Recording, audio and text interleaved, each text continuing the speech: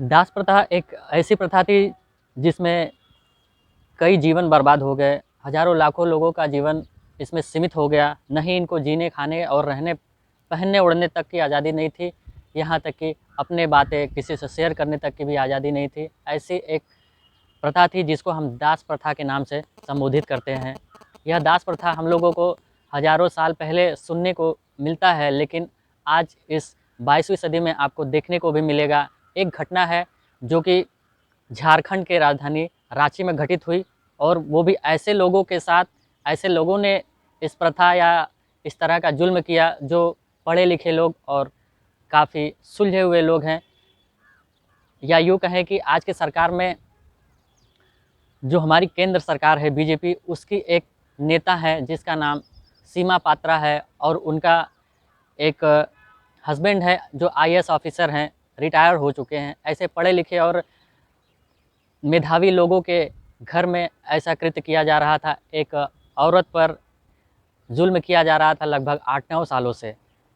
यह कहानी जानकर आप दहल जाएंगे, बेहल जाएंगे, क्योंकि यह घटना इतना दर्दनाक है कि उस 29 वर्षीय सुनीता ने सूरज की रोशनी तक नहीं देखी, न ठीक से खाना खाया और न ही ठीक से अपने बातों को, तकलीफ़ों को किसी से जाहिर कर पाई। वह अंदर ही अंदर एक कीड़े की तरह रेंगती रही, घर में काम करती रही, और काम इस कदर कराया गया कि उससे, उसके जीभ से टॉयलेट तक साफ़ कराया गया।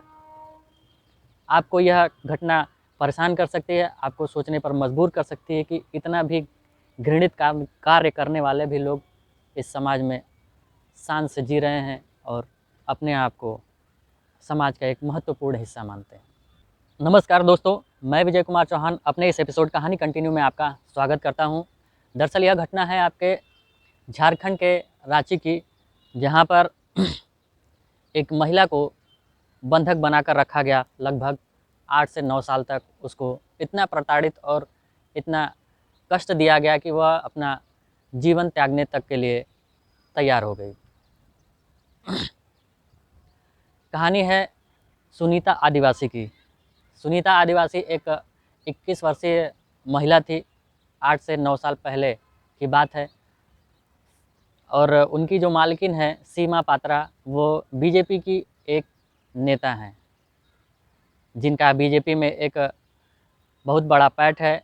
एक उनकी झारखंड में अच्छी छवि है, नेताओं में उनकी गिनती की जाती है। और उनके हस्बैंड 8 साल पहले रिटायर हो चुके थे, एक्स ऑफिसर रह चुके हैं, जो कि इतने पढ़े लिखे लोग जिनके बारे में आप इस तरह का कल्पना भी नहीं कर सकते कि उनके घर में ऐसे ऐसे कार्य किए जा रहे थे। एक महिला को प्रताड़ित किया जा रहा था, उसको किस बात की सज़ा दी जा रही थी, इसका कोई अंदाज़ा भी नहीं लगा सकता। जैसा हम बता रहे थे कि आज से 8-9 साल पहले एक असहाय और गरीब लड़की सुनीता आदिवासी को नौकरी की तलाश थी। वह सीमा पात्रा के यहाँ नौकरी करने के लिए चली आती है, और एक बड़ी रकम उसके घर को दे दी जाती है कि वो हमेशा यहीं रहेगी, खाना पीना रहना और सारा घर का कामकाज सुनीता आदिवासी करेगी, उससे किसी से कोई मतलब नहीं रहेगा। सीधे सीधे वो खुद को बेच दी, जिसमें दास प्रथा में ऐसा ही दर्शाया जाता था कि अगर गरीब अपने आप को बेचकर एक मोटी रकम लेकर उसका यूज अपने परिवार को कराना चाहे तो वो करा सकती है। हालांकि उतना पिछले की कहानी मुझे ज्ञात नहीं है, लेकिन ऐसा ही बताया जा रहा है कि उसको एक मोटी रकम दी गई थी, उसको एक तरीके से खरीद ही लिया गया था। लेकिन क्या दोस्तों, किसी को खरीद लेने के बाद उसको इतना प्रताड़ित किया जाना चाहिए कि उसको खाना तक नहीं देना चाहिए, उसको अपनी सांसें तक नहीं जीने तक का अधिकार देना चाहिए? ऐसा तो नहीं होना चाहिए। काम करने का भी एक लिमिट होता है। कार्यावधि बनाया गया है कि एक मनुष्य 8 घंटे कार्य करने के बाद थक जाता है, उसको रेस्ट और छुट्टी चाहिए होती है। लेकिन सुनीता आदिवासी से लगातार काम कराया जाता था, उसको खाने को भरपेट नहीं दिया जाता था, उसको पहनने ओढ़ने की भी आज़ादी नहीं थी। जो कपड़े वो पहनती थी वही लगातार कई दिनों तक पहन कर रहा करती थी, और जो जूठन बचता था उसको खाने को दिया जाता था। उसको घर से बाहर जाने की भी आज़ादी नहीं थी, उसको अपनी मन मर्जी से किसी से बात करने तक की आज़ादी नहीं थी। ना कोई उसके पास फ़ोन था, न ही कोई रिश्तेदार उससे मिलने आता था, न ही कोई सगा संबंधी था। दिन रात बस काम, काम, काम। अगर कोई उससे गलती हो जाया करती थी काम करने में तो उसको रॉड से पीटा जाता था, उसको गरम तवे से मारा जाता था और उसको इतना मारा गया कि वो अपने पैर से लाचार होकर घिसट-घिसट कर चलने लगी। उसका अपने पैरों पर भी अधिकार नहीं रहा। एक बार वो गलती से अपने मालिक के टॉयलेट में चली गई थी। इस वजह से जो बीजेपी नेता हैं सीमा पात्रा, उन्होंने इतना घिनौना कार्य किया कि उसके जीभ से अपने टॉयलेट को पूरा साफ़ करवाई। इतना घिनौना कार्य तो हज़ारों साल पहले भी नहीं हुआ होगा। जो आज की बीजेपी सरकार में इस तरह के लोग शामिल हैं, जो समाज को नेतृत्व करने का मशाल जलाते हैं, देश को आगे बढ़ाने का एग्ज़ाम्पल देते हैं। सुनीता आदिवासी लगभग 7-8 साल 9 साल से उस घर में पैक थी। उसको घर से निकलने की भी आज़ादी नहीं थी। उसको सूरज की रोशनी देखे हुए काफ़ी साल हो गए थे। उसको मारा जाता था, प्रताड़ित किया जाता था, उसको दवा दर्पण भी नहीं कराया जाता था। यह अत्याचार देखते देखते सीमा पात्रा जो नेता है बीजेपी की, उनका एक बेटा था, उसका दिल सहम जाता है। उसको बहुत तकलीफ़ होती है। शायद उसके अंदर एक इंसानियत का कहीं कोना में स्थान था जो जीवित हो जाता है और सुनीता आदिवासी को हेल्प करने के लिए वो लालायित हुआ। उसके बाद जब भी उसको मारा करती थी, पीटा करती थी सीमा पात्रा, तो वो हटा बढ़ा दिया करता था कि माँ मत मारो, जाने दो, वो तो ऑलरेडी स्वास्थ्य से बिगड़ी हुई है, उसको इसका इतना क्यों प्रताड़ित किया जा रहा है, क्यों इतना उस पर गुस्सा कर रही हो। तो उसकी माँ थोड़ी देर के लिए शांत हो जाया करती थी। तो कहीं न कहीं सुनीता आदिवासी को लगा कि नहीं, उसका जो बेटा है उसके हृदय में कहीं मानवता है। तो जब भी वो नौकरानी उसके बेटे को देखती थी तो उसके मन में एक उत्साह जाग जाता था कि ये रहेगा तो मेरी सुरक्षा करेगा, मुझे बचा सकता है। उससे मदद मांगा करती थी। तो बच-बच के वो कुछ खाने को दे दिया करता, उसकी दवा कर दिया करता था। लेकिन यह वाक़या ज़्यादा दिन तक चल नहीं पाता है। उस बीजेपी नेता सीमा पात्रा को पता चल जाता है कि मेरा बेटा इसको सहयोग करता है, इसको राहत का कार्य कर रहा है। इस पर और पिटाई कर देती है। उसकी जो नौकरानी है सुनीता आदिवासी, उसकी और बुरा हाल कर देती है। तो एक बार सुनीता आदिवासी के पास एक मोबाइल हाथ लग जाती है। वह एक सरकारी बख्शी के नाम से, विवेक बख्शी एक ऐसा सरकारी पर्सन था, वो उसको एसएमएस डाल देती है कि मेरी जीवन खतरे में है, मैं यहाँ घर में कैद हूँ, मेरी रक्षा की जाए, मुझे बचा लिया जाए, नहीं तो मैं जान से मार दी जाऊँगी। ऐसा उसको आशंका हो गया था कि मेरा जीवन अब संकट में है। उधर वो उस लड़के से भी सहयोग मांगती है कि मुझे यहाँ से निकाल लो, मेरी रक्षा करो, आप मेरे लिए भगवान हो। उस लड़के ने उस आदिवासी नौकरानी की बहन और उसके देवर से जाके कहा कि आप दोनों उसको वहाँ से हटा लीजिए, तो उसकी रक्षा हो सकती है, उसका जीवन बच सकता है। लेकिन उसके रिश्तेदारों ने साफ-साफ मना कर दिया। शायद आज के महंगाई के दौर में कोई किसी का खर्च नहीं उठा सकता, इस वजह से वो साफ-साफ मना कर दिए कि हम नहीं उसको वहाँ से निकाल सकते।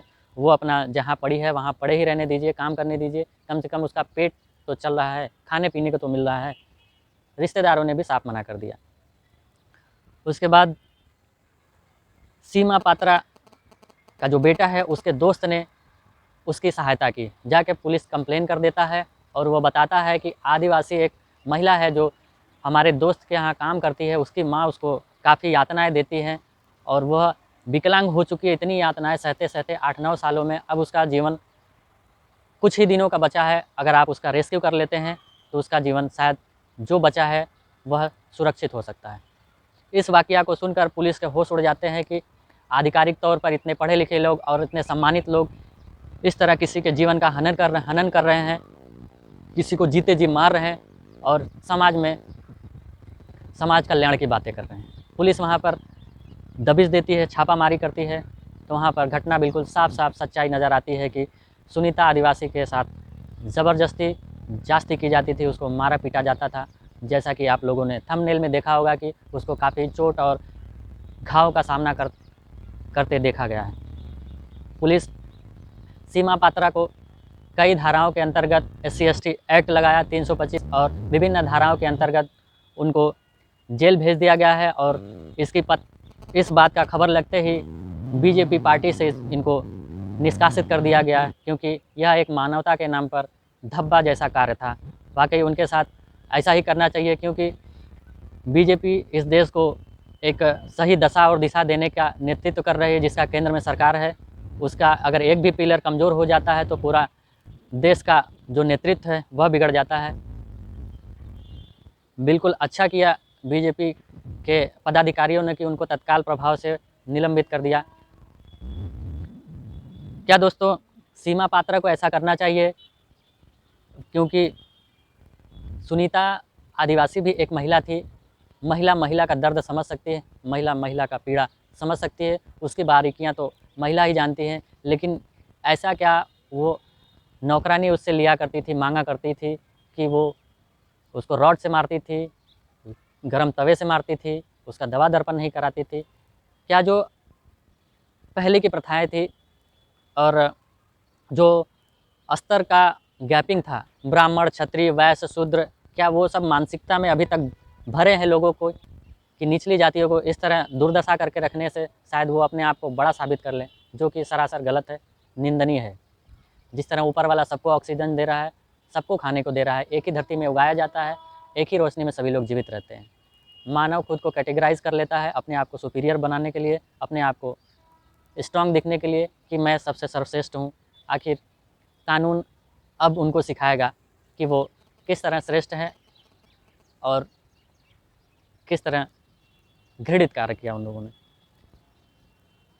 अगर दोस्तों आपके साथ कहीं ऐसी घटनाएं हो रही हैं, आपके साथ दुर्व्यवहार किया जा रहा है, आपके साथ जास्ती की जा रही है, तो आप कानून का सहारा लें और अपने साथ हो रही इस तरह का शोषण को आप साझा करें। नहीं कुछ कर पाते हैं तो आज के दौर में कई सोशल साइट्स हैं, मीडिया है, जिस पर आप अपना वीडियो बनाकर अपनी तकलीफ़ें और अपना जो समस्या है वो शेयर कर सकते हैं, जिससे आप पुलिस तक वो बात जाएगी और आपका सहयोग होगा। भले ही देर है, लेकिन कानून अभी ज़िंदा है, आप उसका सहारा भरसक उठा सकते हैं। बस आप अपने अंदर जज़्बा पैदा कीजिए, आप अपने अंदर हिम्मत पैदा कीजिए कि आपको इस समस्या से उभरना है, कानून का सहारा लेना है, लोग खुद ब खुद आगे बढ़कर आएँगे। दोस्तों आज की कहानी आपको कैसी लगी ज़रूर बताएँ। हमारा बस कहानी सुनाने का उद्देश्य यह था कि आप जहाँ भी रहें सुरक्षित रहें, अपना ख़्याल रखें और देखते रहें कहानी कंटिन्यू, सतर्क रहें। जय हिंद दोस्तों।